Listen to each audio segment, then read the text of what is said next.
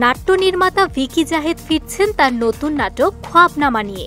এ নাটকের সদ্য প্রকাশিত পোস্টারে দেখা গেছে কবরে শুয়ে থাকা লাশ এবং চারপাশে সাপ। পোস্টারটি প্রকাশের পরই আলোচনার কেন্দ্রবিন্দুতে উঠে এসেছে। ভিকি জাহেদ বরাবরই হরর মিস্ট্রি এবং সাইকোলজিক্যাল নাটকের জন্য পরিচিত, তাই তার এই নতুন নাটক দর্শকদের মধ্যে আগ্রহ আরও বাড়িয়ে দিয়েছে। নাটকে অভিনয় করছেন জনপ্রিয় তারকা তৌসিফ মাহবুব এবং তানজিন তিশা।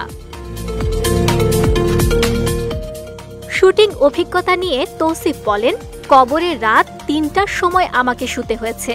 ৬টি জলজ্যান্ত সাপ আমার উপরে ছাড়া হয়েছে। সবচেয়ে ভয়ঙ্কর বিষয় হল মৃত্যুর সঙ্গে মুখোমুখি হতে হয়েছে। আমি লাশের চরিত্রে অভিনয় করেছি। শুটিংয়ে আমাকে মাটি দেয়া হয়নি, শুধু সাপ দিয়েই কাজ হয়েছে। কোনো সাপ মুখ, বুক বা ঘাড়ের উপর দিয়ে যাচ্ছিল। আমি যদি ভয় পাই সেগুলো সরাতে পারবো না। তিনি আরও বলেন, অনেকেই বলছে এটা গ্রাফিক্স, কিন্তু সত্যি শুটিংয়ে সাপ ব্যবহার করা হয়েছে। আমার কাছে ভিডিও আছে।